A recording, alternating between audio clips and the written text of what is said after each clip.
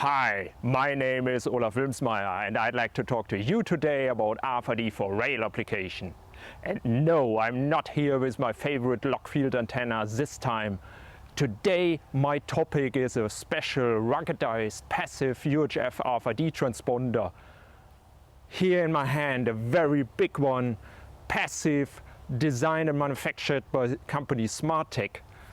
And it is especially designed for in-track installation. For instance, to realize an automatic platform detection system, an automatic lubrication system, or even a passenger information system. So that means the reader will be installed on the train or underneath the train with the antenna and the transponder in the track. So really somewhere in the track bed, on concrete ties, embedded in tar or even embedded in concrete, something like this. Of course, for this kind of application, this transponder needs to be really ruggedized and withstand very challenging conditions.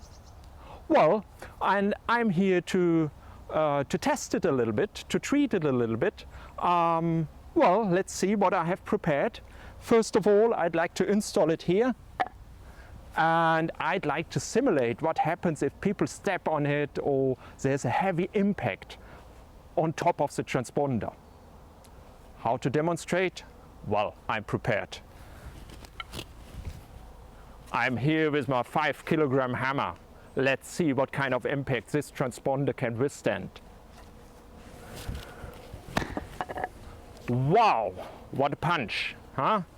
So, as you could see, nearly nothing happens. So it is really ruggedized. Well, what else could happen in such an environment? Well, I'm outside in the green. What about lawn mowing? Well, let's see what would happen if you install it somewhere in the green. I'm prepared. Sorry for the extra noise. Here you can see.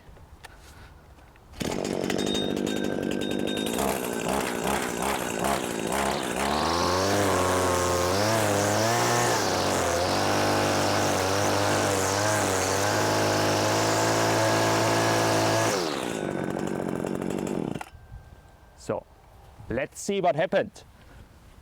Well, still looking good, even that I have, treated it a little bit, stressed it a little bit.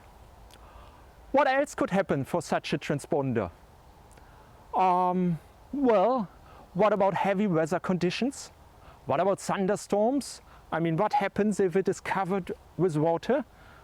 If you're familiar with the physics of UHF RFID, you know that this is the worst condition a transponder could be installed in.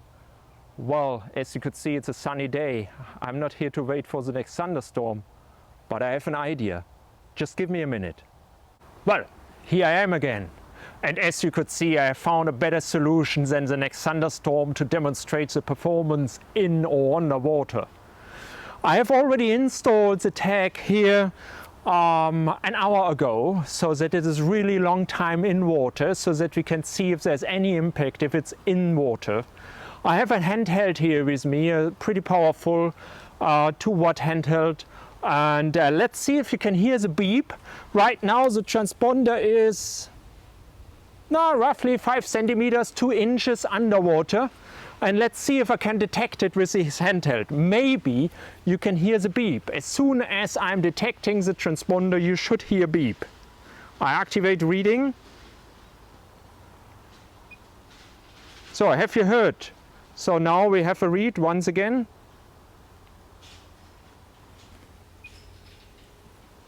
So I hope you have been able to hear it. We have a detection. Let's see if I can see as well the RSSI value. Well, no, I can't see it here, but it is detecting pretty fast. As soon as I'm here, now we have already a detection, which is more than half a meter away from the tag. I guess more than enough for underneath the train operation.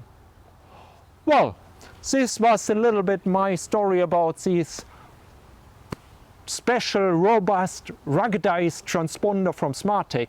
By the way, it is named Rail Block. and I guess the name fits to the product. After all these treatments, well, as you could see a little bit, here's a label which is on top, which is just a little bit what should I say, which is a yellow part here, has here some scratches, but everything else looks pretty well. I can't see any cracks or whatever, so for me it looks like, even if it is new, even that I have done the punch, that I have done the cutter or the impact with the cutter, and now the long-term installation underwater. So a very robust UHF RFID, of course passive transponder. What other applications you see for such a product? Any other topics or any other challenges I should fulfill with this transponder? Please feel free to share here on YouTube or on social media, or send me an email.